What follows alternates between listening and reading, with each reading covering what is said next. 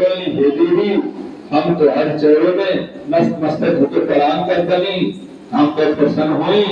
त्रिलोकवासी तीन लोकों में राधा परमेश्वर तुम्ही हो, सब लोग के वर जो प्रदान करेंगे, क्योंकि हम प्रणाम करते नहीं, हमारे प्रणाम को स्वीकार करें।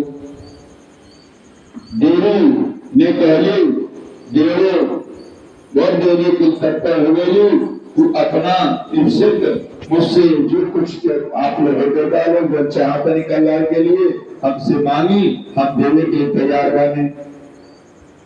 देवता लोग कामंगली हे सरस्वती जो खुश आए, तेरे लोग तो शत्रु विपत्ति के नाश के लिए, शत्रु को क्षय दुख से दूर करेंगे।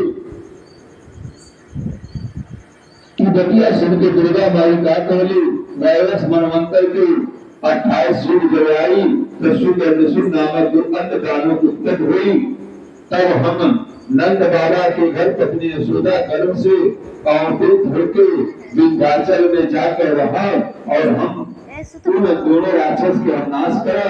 तदनंतर अवतार ग्रहण कर हम दैत्योचित नाम असुरों का संहार करा। उन राक्षसों के भक्षण काल में दांत अनार की तरह चमके